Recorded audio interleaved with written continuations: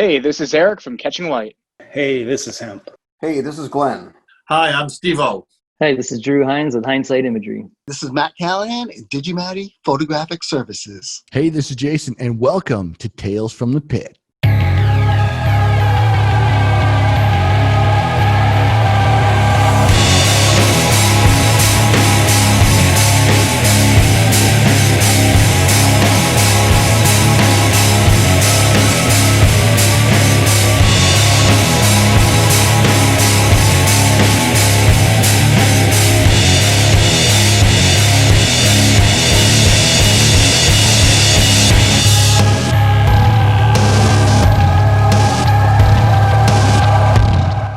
Hello and welcome back to Tales from the Pit, the behind the lens access for concerts and photography.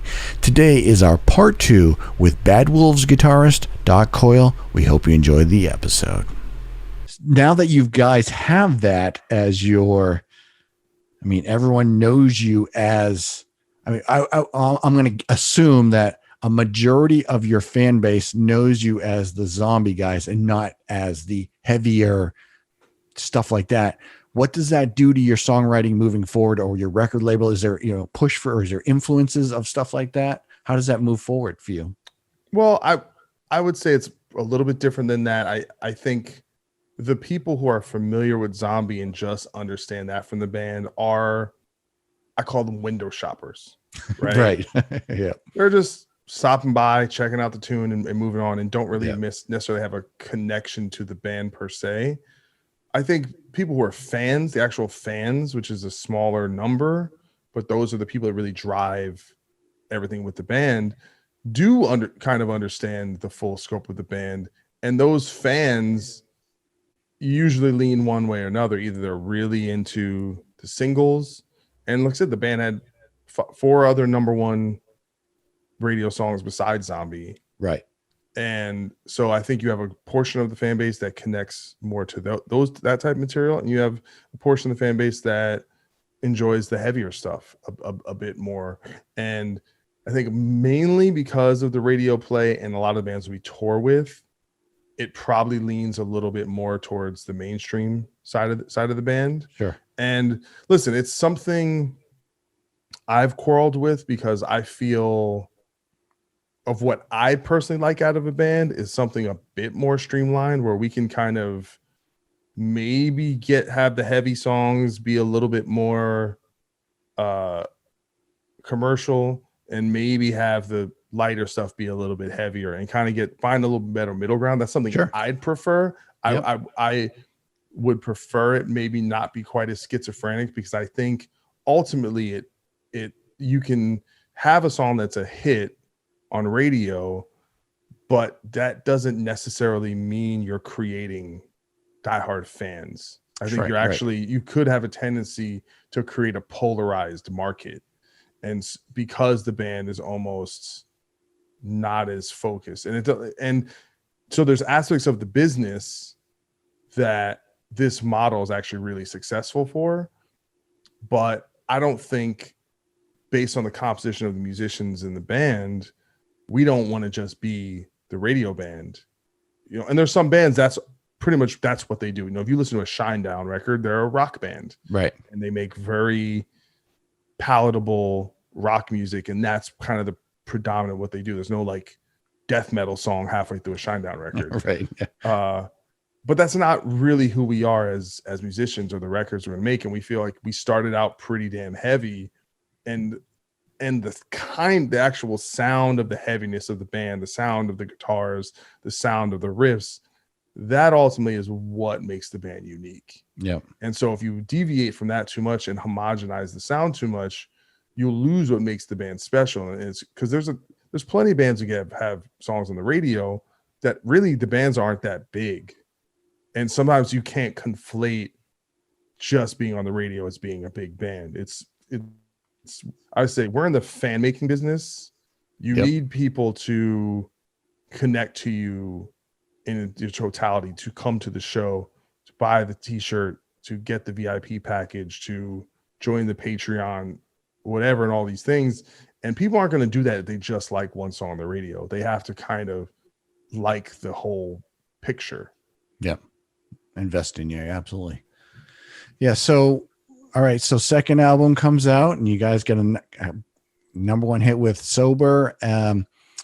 Did you just release Learn to Walk Again, or was that released earlier? That's the last single. That's the most recent single. The most recent one. Right. Yeah. And that's probably my favorite one on the album too. That's a killer tune. You guys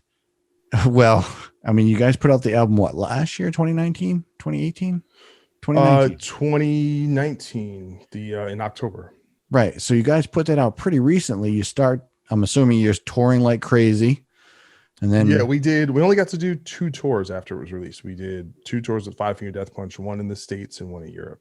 Right. And then COVID.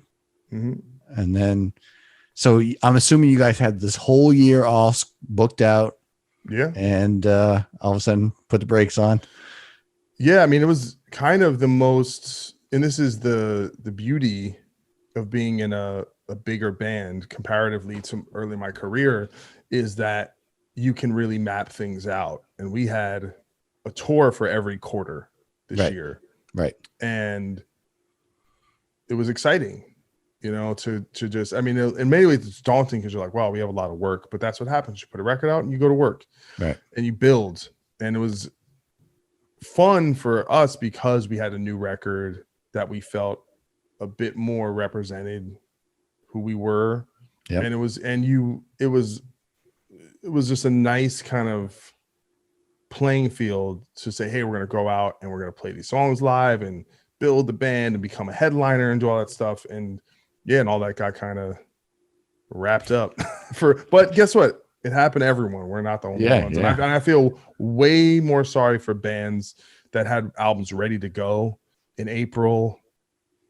Right. Or, and had to put out, any band that put out a record during this time, be it Lamb of God or Trivium, despite whatever success it had, I feel a little bit bad for them that they couldn't put out a record and do some touring, because like a lot of other bands, probably everyone went back and wrote a new album during this time, because what else the hell is you going to do? Yeah.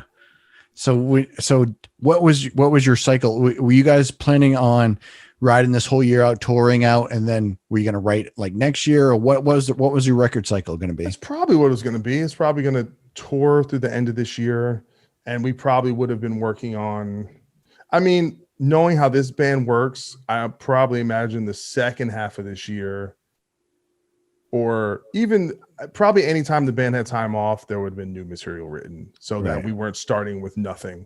That's just kind of, John's a workaholic, Tommy's a workaholic with stuff like that. So I'd imagine that's what would have happened, but it just sped up that process. So what's the song writing process for you now that you guys are 2 albums in deep? You've had the whole 9 months to kind of do whatever. What happens? What's your songwriting process? I mean, John works with Max, the same guy who used to start the band. They still write together. And unfortunately, when songwriting started for this album, or the pandemic, my mother passed away. Oh, right. So I was dealing with that, and definitely not in the mood to write. So kind of like the boat kind of left the shed before I was ready. So a lot of stuff was kind of happening, and I didn't really start contributing, I would say, to maybe the middle of summer, maybe a little bit. But I mean, truth be told, it's a pretty separate process. I mean, kind of Tommy does his thing with certain writers and producers. And then John does his thing with some people. And then, I wrote and co-wrote a couple songs later, and I'll kind of come in and maybe give some notes on some songs or do some solos. But I mean, I'd say it's probably less collaborative this time than it was in previous records, than the last record specifically. And that's probably mostly because of COVID, I mean, it is because it is. Yeah. Right. I like I said, I wish I had a different story to tell, but it's, different bands work in different ways. Absolutely. And it's not always, it's funny. I was talking to someone today about that. It's like a real trend throughout the history of music where I don't care if you're talking about the Beatles, you're talking about Queen, where it's this person wants more creative power, this person wants that, and so every band has its own particular dynamic, for better or worse. And yeah, and it's ultimately you just want whatever that end product is to be something that you're happy with. And I think that's an up and down thing for every band's, especially I think it could be even more difficult if it's an more egalitarian system. You know, it's funny, one of my favorite bands is the Deftones, and they'll put out a record, and Steph Carpenter will give interviews and be like, yeah, I didn't really like this album. Or like Chino would say, yeah, I didn't really like whatever album. And they can do that because they're like, it's a democracy. So they're like, well, yeah, I didn't really want that song on the album, but they wanted it, so whatever. I always think that's kind of funny. Whereas some bands, you know, Marilyn Manson put out a record, and it's Marilyn Manson gets to decide what's on the record. So it's not. It's every situation is different. Yeah, absolutely. Do you have any sort of estimate of new album time frame or anything like that, or are we waiting to see what happens? Who knows? I mean, I imagine sometime early next year, but who knows? That's what I would presume, maybe spring, but I don't know. It's not done. Do you feel this next album will be more? I mean, because you kind of mentioned earlier that you kind of would like to gravitate more towards the middle and this different diversities of the song. Do you feel the next album will be more of that, or is it hard to tell? Here's the thing: I'm not the guy in this band, and I don't get a lot of say as far as final product. So I can put that out there, but ultimately, what ends up being the album in its totality, a lot of it's going to be out of my hands, and I don't even know what that is right now because there's so much material. So it can go in a lot of different directions. It's ultimately what direction everyone feels comfortable with. But the band is diverse, and the band can do a lot of different things. So, and I don't even really have a great sense of where everything stands in its totality because there's so much. There's this song over here. Well, that song made the record. I don't know. Here's this song over here. Will it make the record? Who knows? So, I have a understanding of 5 or 6 tracks that I know definitely will make the record. Cool. The question is, how will that be filled out in that other 5 songs or so? Yeah. So let's go back. I think I remember, I kind of want to talk about photography for a little bit with you from an artist perspective.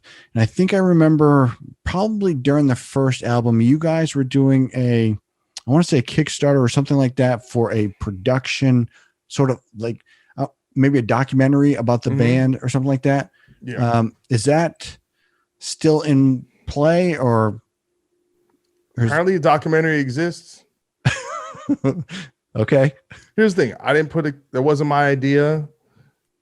And as far as I know, everything was shot for it.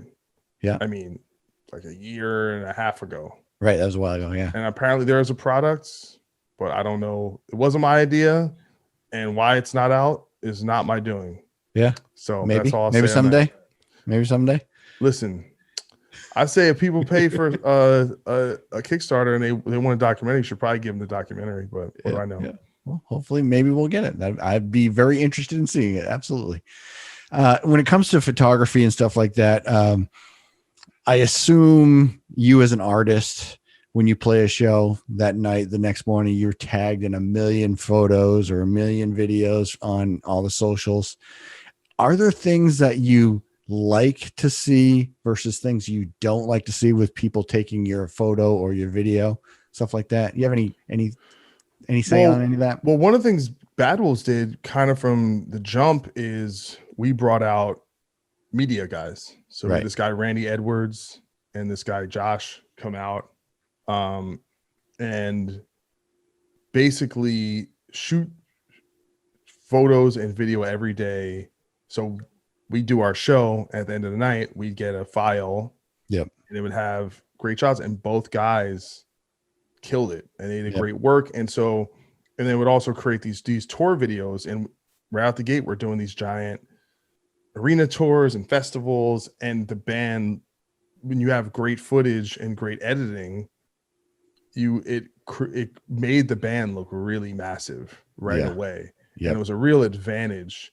And then it was funny, then after we did that, and we're doing this almost from day one, every other band that we were touring with, the headliners, bands that were over us, started doing the same thing because they saw how effective it was for building the band's social media and creating things for people to connect to. So we've kind of from day one have had an advantage and have had our own people. So I might be getting tagged on things, but it was almost superfluous because we already had access to great shots and stuff that made you look like a rock star. And there's so much of it is framing and lighting, and it's a really interesting time how just how important all that stuff is. And it's funny because we did it for so long that it almost became too samey, where it's like, all right, here's another video, you killing it somewhere. Where I was like, man, you know, if we bring other media people out, it'd probably be better to start doing more candid footage, interviews, life on the road, getting to our personality outside of like, here's a picture of you playing a stadium and looking like a badass. And that stuff is great, but if it's too similar, it kind of loses its luster a little bit. Both the guys we worked with were really talented and were real assets to the band as much as any crew member. Yep. Yeah, I think that, I mean, being a venue photographer myself, I mean, our job is to sort of do that, but obviously for the venue, our job is to capture the fan experience. We are capturing the people enjoying the show, and then the icing on the cake is we get to also shoot the band at the end of the night or whatever. So that's, it's really from marketing perspective, every band, like you said, every band is now, not every band, but every band that can afford to is now doing that. And bands that can't afford to are, working deals with, local photographers saying, hey, you get a free access if you do these shows and stuff like that. So I think it's really, the whole social media thing is really just kind of taking over the marketing thing, kind of in regards to really making you look what you want to look like. It is marketing, and it's important as much as ever. It's obvious how much the visual component is reflecting what you and your band represents. What, someone said something, I forget who said this, but I repeat it all the time because it's so true. Half the audience hears with their ears and half the audience hears with their eyes. Totally. And so having all that stuff, and it's funny thing too, because sometimes you'll get tagged in a picture where you look terrible. And it's just funny where some people, they try and scrub the internet, like, don't tag me in that shit where I got a double chin. And that's what's funny about being a guitar player is all the photographers are right underneath you. So they always get you. Sure. So I'm leaning down trying to play a solo and you got my double chin. It's like, can you guys get above? We need a drone, do something. Come on, help me out.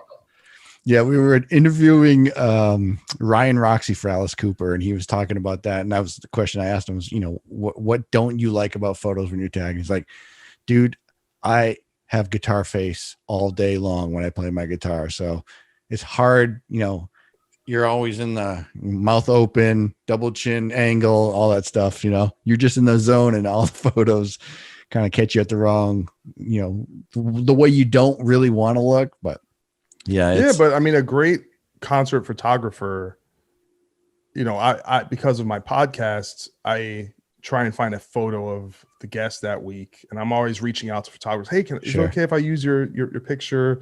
And you have some people where I could use their pictures every week because they have a whole website and they have every band and everything looks amazing. Yep. And I've had this one guy, Trevor Williams. I used his photo today, and he hit me up. He's like, hey, anytime you want to use my stuff, help yourself. We have a website, and it's a great resource, and we really work together.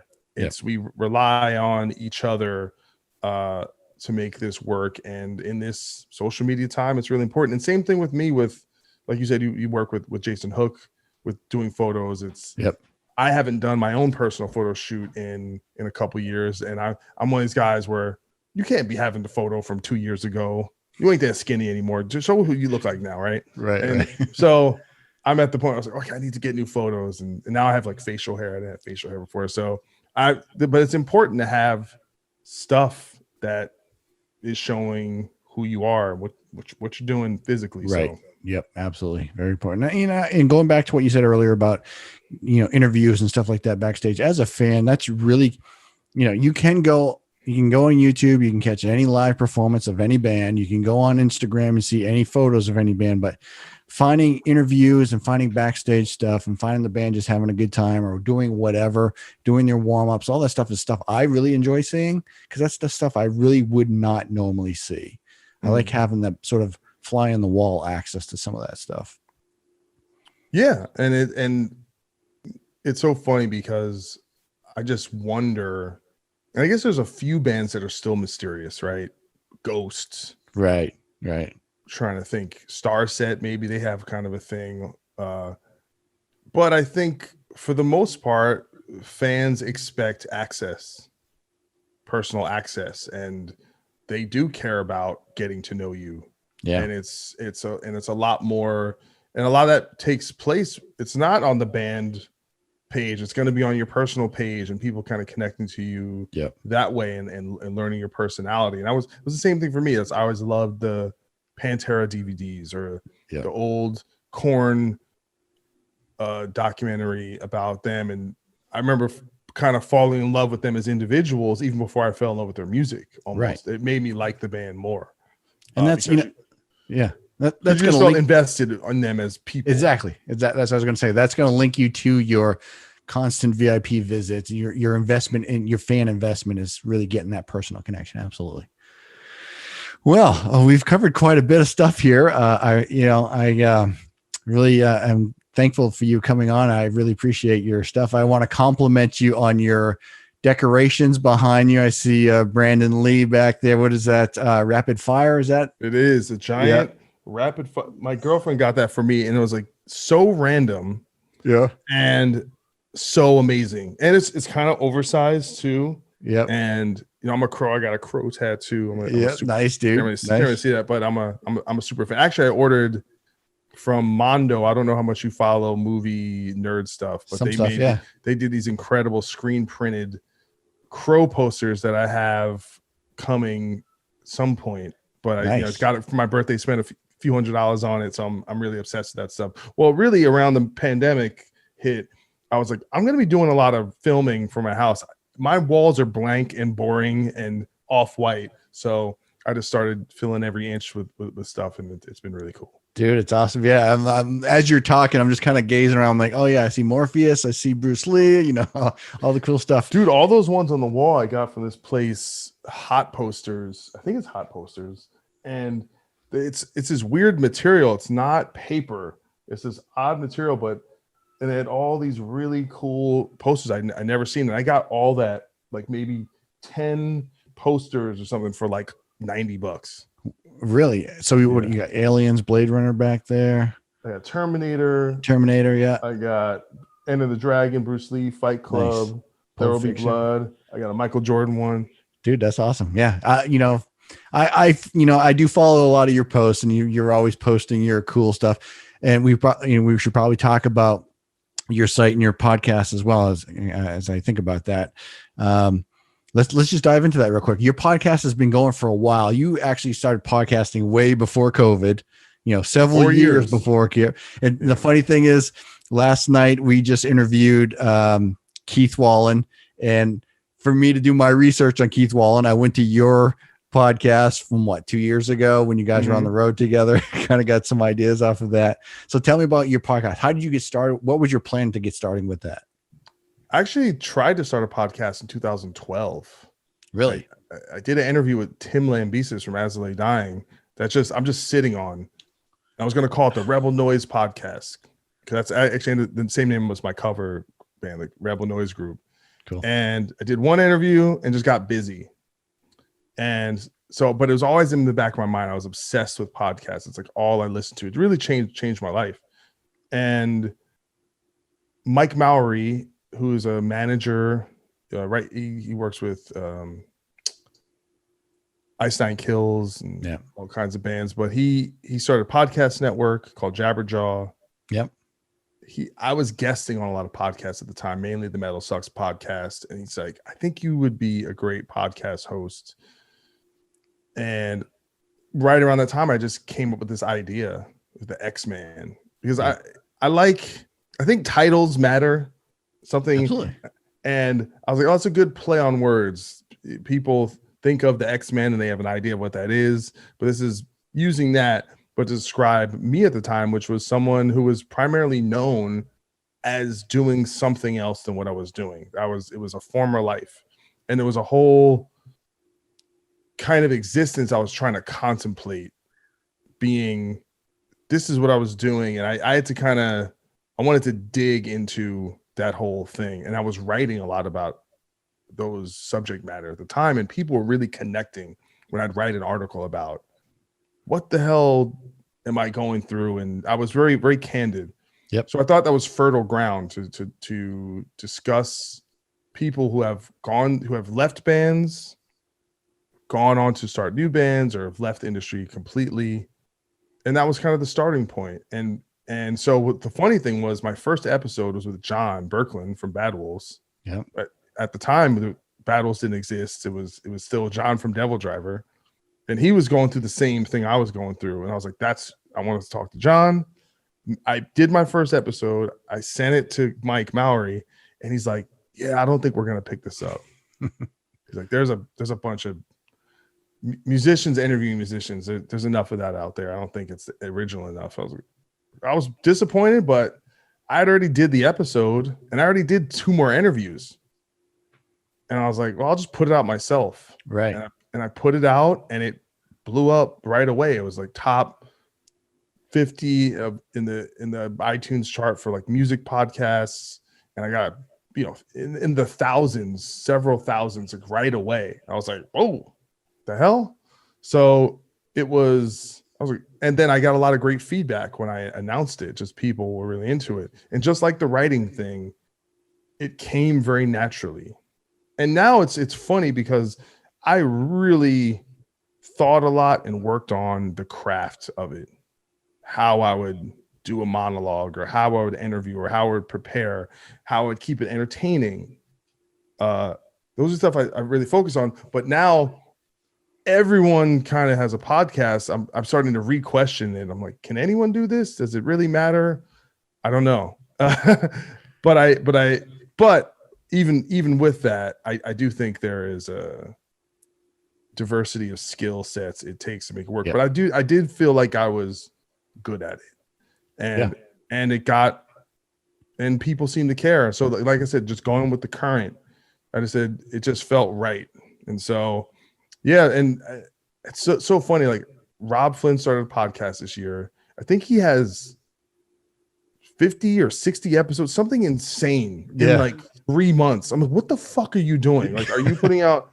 I've done 100. I'm on episode 143. And it's taken me 4 years because I would do it every other week, or people I think don't. I guess maybe people know now because everyone's starting a podcast, but it's a lot of work. It is to develop, and it's a lot of time invested, and I've had a lot of ups and downs with that. But one thing the pandemic has helped me with is consistency, because I'm home. I can pretty much map it out, and believe it or not, the show is doing better now than ever.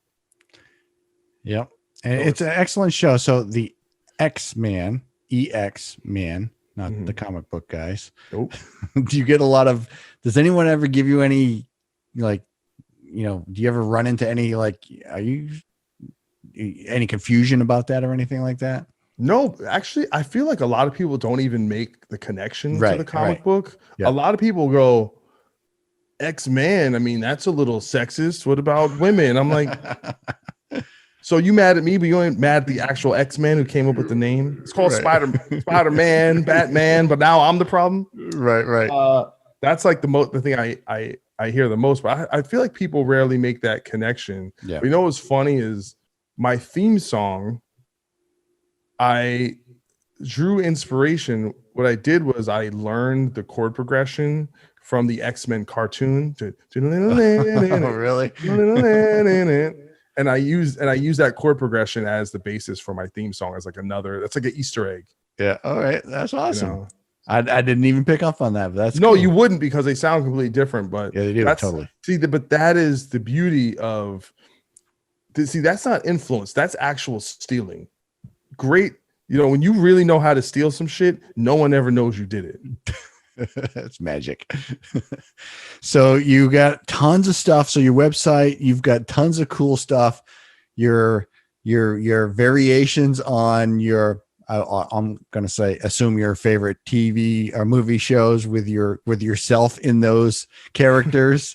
Well, that's just more the meme side of things, where I'll post something and someone will make something and someone else will make something and it kind of get reposted. I'm very attuned with making fun of myself. Yeah. And I think fun. It's all, and I feel like you have to really lean into the things you love. And I love 80s movies and action movies and sci-fi. And I'm completely okay with the idea of embracing being a nerd about the stuff that you really enjoy and just go full in. And you'll see that with the t-shirts I wear, with the posters on my wall. I mean, I always have one obsession at a time in terms of my purchases, and right now it's 4K movies. The collection is expanding, but I love it. I love just seeing a movie on a 75-inch screen, just being like, this has never looked better, and I love it. Yeah, and considering that the 80s movies, you know, growing up in that time period, you know, they kind of look kind of crappy, and now you get to watch them in 4K. You know, for example, I recently just got the Indiana Jones collection. That's not a 4K though. It's just Blu-ray. It's not out on. Not out. Well, yeah. I think you're right. But anyways, I know. I know I'm right. All right, I'm deep in the streets, bro. Because if it was out, I'd have that shit. Trust me. Yeah, me too. The Blu-ray version, you actually see the fly going in the guy's mouth while he's talking, which you never ever saw in the entire, you know, release of the film. But that's what I'm saying. It's really, this is why I love it. It's that when you love these films and you see them in this way, and it's also the sound mixes. Yep. You're hearing them. It's like seeing them for the first time. Yeah. In many ways, because some of these films I've seen even recently, and just rewatching them, it's a completely immersive experience. And like I just got Blade on 4K, and I was just looking at it, and it just looks unbelievable. But you got to keep in mind, so sometimes you'll have a Blu-ray release, and then they'll essentially retransfer it or upsample. And there's this process where, so 35 millimeter has a grain to it. And some people really like the grain and some people don't. I personally really like the grain. Yeah. And the way there's a certain richness. It's kind of like the same people like vinyl and that sound. Right.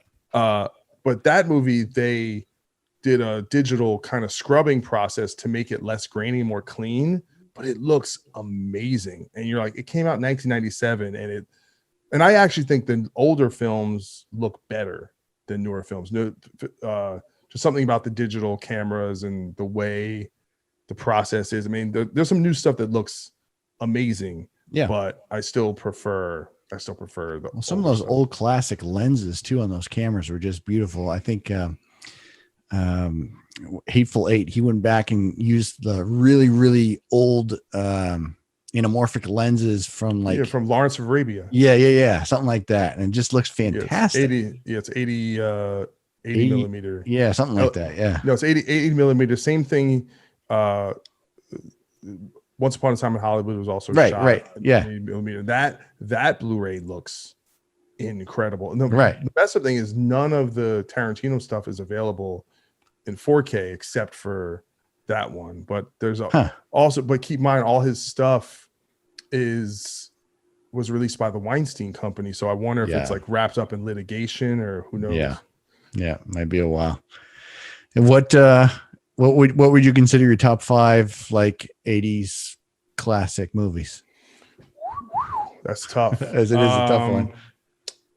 Wow. Because it's funny because I put things in different categories. Yep. You know, where to me there's action movies over here, and then there's sci-fi here, and then there's what I call kind of whatever that adventure Steven Spielbergian kind of magic. Like I put Back to the Future and Indiana Jones, in Star Wars and all that in like one kind of category. Yeah. Well, let me rephrase the question. You're on a desert island with 4K. You can only take a 4K TV player, Blu-ray player, and you can only take 5 with you. Which 5 are you taking? All right, I'd like go to my one, definitely The Thing, the original, the 80s. Yeah, definitely. Thing. Yep. Aliens. The second one. Yep. The second one, definitely Back to the Future. Yep. I need something with Kurt Russell. Oh, Kurt Russell. I got a Kurt Russell. You got Thing, yeah. You got Thing. I like to look around the room. What do I got? I got RoboCop over there. I gotta have RoboCop. All right. What's the fifth one? Trying to think what I just got recently. See, that's the problem. Is I have like so many. I have like recency bias. Probably like Empire Strikes Back. Yeah. Probably throw that in there. But there's a lot. I could put Beverly Hills Cop in there. Die Hard. Dude, The Karate Kid on 4K looks insane. It looks beautiful. I haven't watched it yet. Looks great. Commando. Oh god, I can go. I go all day with this, man. I got problems. Yeah, you go back and watch. I think it was Commando. If you go back and watch the making of with the interviews, I think it was with Ray Don Chong and stuff like that. That really hasn't held up very well. I think it was it the interviews don't hold up, or the film doesn't hold up. The interviews are not politically correct to today's standard. Oh, that's great. I gotta watch. I love all that stuff. Go back and watch it. Yeah.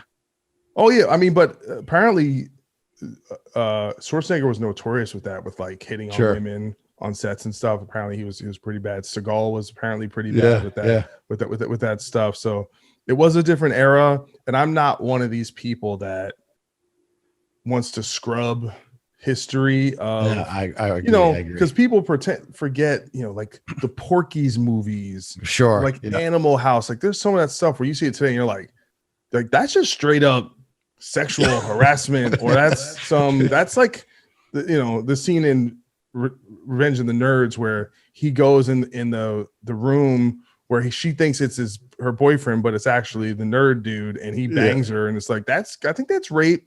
Kind of pretty sure that's not consensual. So there's all stuff like that where it's a different era, but I don't think the point is to pretend like it didn't exist. I think you understand that it was of a certain context and doesn't, and those people, it's one thing if like that actress today comes up and says, you know what, I think that was fucked up because she experienced it or her character experienced it or whatever. And I think the people who are involved with it, or if you were someone, but I watched all these movies when I was a kid and didn't really think much of it. And same thing goes with racial stuff or whatever. It's like I think about that scene in Trading Places where Dan Aykroyd is wearing like shoe polish on his face to look, and he's like pretend to be a Jamaican, which wouldn't fly today, but it's like I don't give a shit. It's like funny. He's like the whole point is that he has this terrible disguise.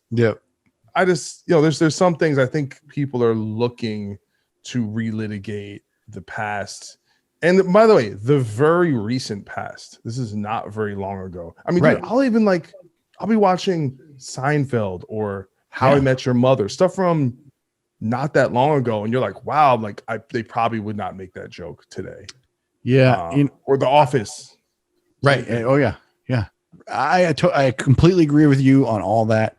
I think it's just, for me, it's very sort of eye-opening, the progression we've made as a culture in that time frame. And I agree with you that it was part of that time. That was a different time. Enjoy it for what it was, if that's what you can do. But we've made a lot of progression through equal rights and all that stuff. So and there's some things that do make me cringe, like watching Bill and Ted. They like call they're like fag and like little things like oh that feels a little you feel a little twinge, like, oh, that's not the Right. and you know they didn't mean it with a mean idea, but the way we perceive it, where we're more empathetic now, we say, well, if a gay person saw that, they would feel hurt by, or they would feel not included, or they would feel that they were. And so it's like, I think it's important to understand all those perspectives. And that goes with a lot of it, but I think it's also important to understand that, hey, things were different. And very much. And there's actually this scene in that movie Waiting, which I think came out in 2008 or something like that. Is that with, the Ryan Reynolds? The maybe, or maybe was it 2008? Something like that. But it was a long time ago. And it's that dude Luis Hernandez, I think that's his name, but he was the guy in Boogie Nights, where they have this game where they show each other their balls. He goes, now listen, it's really important that you call him a faggot. Like, he's saying this, and I'm like, and obviously it's a funny scene, but same thing.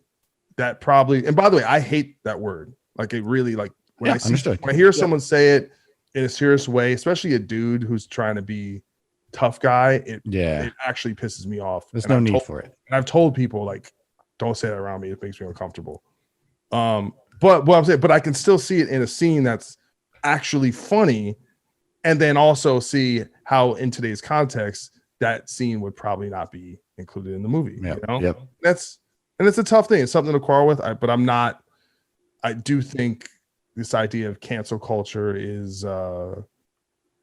has a corrosive element to it. Because a lot of it is about moral grandstanding and also self-righteousness, because it poses this idea that somehow, as me, someone calling out someone else, that I am kind of pure and I've never fucked up, or I've never, or I don't have any sexist thoughts or any racist thoughts. So it's like, yes, you do too, right?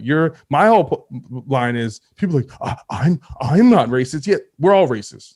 We're all a little racist. We're all a little everything. Because you know why? Because all the negative, terrible thoughts are just that. They're thoughts. Just because you don't say it out loud, don't mean you didn't think it.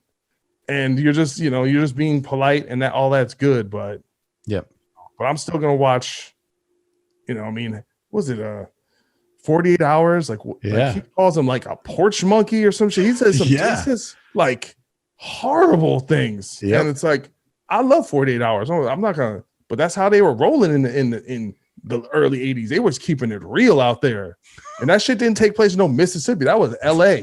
Yeah, totally. I recently watched, as a kid, I remember loving the movie Transylvania 65000. I don't know if you remember that movie or not. Jeff Goldblum, Gina Davis. It's funny. I know the movie. I haven't seen. You know what? Amazon Prime has all this stuff from exactly like, deep cut stuff. And that was on the list, and I watched Vibes with Jeff Goldblum and Cyndi Lauper. And that's one you just reminded me, where I'm like, I've definitely seen that movie. I need to go back and rewatch it. I remember as a kid loving that movie, and like you said, it was on Amazon Prime. I was like, man, I haven't seen this movie since I was 10 years old or whatever it was. I went back and watched it. I was like, holy cow, this is really funny at first, and then it gets really, inappropriate towards Gina Davis's body towards the whole second half of the movie. Dude, it's, what's fascinating about that is that we kind of forget that, and you being a photographer understands this, is that the camera is a replacement for the human eye. And that when you watch a lot of these films, especially from the 70s into the 90s, where things were getting more subversive, especially in the 70s, where it got really freaky in terms of violence and sex and films and exploitation movies, is that really in a lot of these films, it's a reflection of the male gaze. And you'll see like how it tracks across a woman's tits or her butt or whatever. And because that's what it was, that's who was writing the films, that's who was directing the films. And it's very present with that. And I think we're in a really great time now, because when you have a female director or a female writer, they're going to present things in a different way that represents a different point of view. That it was always, I was watching American Werewolf in London, which also just has weird, like there were certain things with the nurse where they would just kind of like linger on her body in a certain way, where it was just, and I'm like, oh, the nurse falls in love with the guy in the hospital. Oh, this is just like a male fantasy. Yep.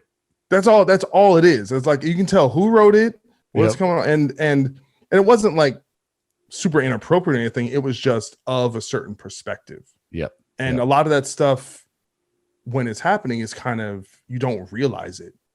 You're just like, oh, these are just what movies are. Yep. Oh, it just happens to be white dudes are making all the movies. Right. Yeah. So that's why the hero looks this way, and that's why they get the girl or whatever. All these kind of things that we perceive as being like, oh, this is just what a story is. Well, no, that's a story from a certain perspective, and if you diversify that, you're going to get different stories and different ways in which a camera understands the scene and choose what to focus on. And very creative stuff right now. I mean, right now we have the most content ever being, even during a pandemic, I guess there's so much content out there, whether it be through streaming, TV shows, everything is like, we have some of the best TV shows out there right now, some of the best streaming shows out there. TV is almost too good. Like TV's a drug. Yeah, exactly. And it's like, I am now at the point where there's amazing shows out there that I can't watch because there's other amazing shows. Yeah. Well, I have this thing now with shows where if a show starts falling off, I'm out. Yeah. And you know what broke me was The Walking Dead. Yeah, me too. Because 3 different times I was like, I think I'm going to stop watching this. And then they would get you back. Yeah. It would get good again. Yeah. And I realized, I was like, you know what? There's just too much good TV because a lot of shows, people are like, hey man, I know it fell off, but you should really go back and start watching. One was Mr. Robot. First season, amazing. Second season, 3 episodes. I was like, this is whack. And dude, it got good again. I was like, but guess what? I moved on. All right. Because there's something else great out there. I ain't waiting for you to right the ship. Too much good stuff out there. Dexter started sucking. I just stopped. Like, yo, man, it got good again at the end. I don't care. Yeah. It fell off. I'm out. Ray Donovan. Oh my God. Just ridiculous. It was great. Sucked. I'm out. I if you haven't seen it, I highly recommend Fargo. Oh, dude, I watch every episode. Oh, do you? Okay, Did you just finish it? I did finish it. I think it could have been 8 episodes instead of 11. Yeah. And I thought it ended a little anticlimactically for me, but it's still a brilliant show. But brother, I think it's the best thing Chris Rock has ever done. To be honest with you, well, I mean, Chris Rock as an actor, it's just him being Chris Rock. I think he's really hit or miss, and more miss than hit. A lot of stuff he does. Yeah. I feel like he's been downright bad, and I think he's one of the greatest comedians of all time. But I've certain things I think he works, but it's the first time I felt, like you said, like I wasn't just watching Chris Rock. Yeah. I mean, I don't want to give anything away for those watching it, but the end scene, his very final scene, his performance, I thought was amazing. Pissed me off though. That was I'm like, what? They did us dirty. But his expression is exactly my expression too. Is like, what the? Yeah. But yeah. I guess it was poetic in a certain way. Yeah. I hope we didn't give away too much there. Sorry, guys. Right. Yeah. I'll have to edit that maybe. Anyways, I think we probably can wrap it up now. We've been going for 2 hours now, dude. I can't thank you enough for coming on. I really, really appreciate your time. Where can people go to find out more about you if they don't already know who you are? All my social media is my name, Doc Coyle, DOCCOYLE. Just put an @ in front, and I'm pretty easy to find. I have a website, doccoyle.net. Mostly up there, I just mainly post my podcast episodes and, pretty much all that stuff. So it's right now, a lot of, we're in the pandemic time, so no touring for the at least very near future, but I'm pretty easy to find, and I'm pretty active on social media. So yeah, I enjoy your posts quite a lot. I actually really enjoy your podcast as well. So thank you. If you're a metalhead, definitely go check out that podcast. If you I actually really like your perspective on things. So I really actually enjoyed the first half of your podcast on for guests that I may not be familiar with. So I usually may listen just to the first half on some of your shows as well. So excellent podcast. Thank you. Thanks for doing that. I really appreciate it.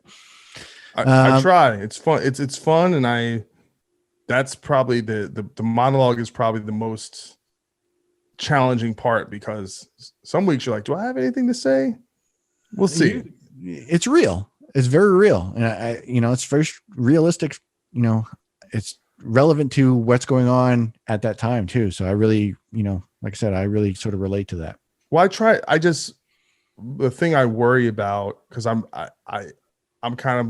really into politics as I'm a kind of a politics junkie, in that I try and understand news stories, and I'm very much into the culture of politics. Like why it's interesting. Like here's this segment of people who are leftist, and these people are isolationists, and I'm just a student of the whole thing, and it fascinates me. And I think as we get older, we get probably more into politics and stuff. Yep. So I just worry of speaking too much about that subject matter. Sure. Because I don't want it to be that, but sometimes you're like, this is too important not to talk about. Yep. But I fear sometimes of turning certain people off that either maybe not be into that subject matter, or they just disagree with me and feel like they're being preached at or something. So that's something I try to work on and keep it so it's not too repetitive, Yeah, I think you do a great job at it. I appreciate it. Yeah. All right. Well, I want to thank you for coming on. And I hope that once you guys hit the road again, I hope you guys come to our venue. I'd like to be taking your photo, not with, a guitar face or anything like that. But I do very good. I'm a guitar face guy. Just can't help it. Yep, the better the guitar player, the better the guitar face. Yeah, absolutely. I go the other way. I say, if you make a good face, it doesn't even matter what you're playing. You're just selling it. You're selling that shitty note. Yeah, it's like, it sounds terrible, but man, that guy looked like he knew what he was doing. He's feeling it. He's in the zone. Yeah. Well, thanks very much for coming on. I appreciate it. Anytime, man. This is really a lot of fun and unexpected. So thank you for doing a good interview. Hey, thanks for watching our episode with Doc Coyle of Bad Wolves. We hope you enjoyed the show. Check out more episodes with other guests on our YouTube channel and on talesfromthepit.net. We'll see you next time.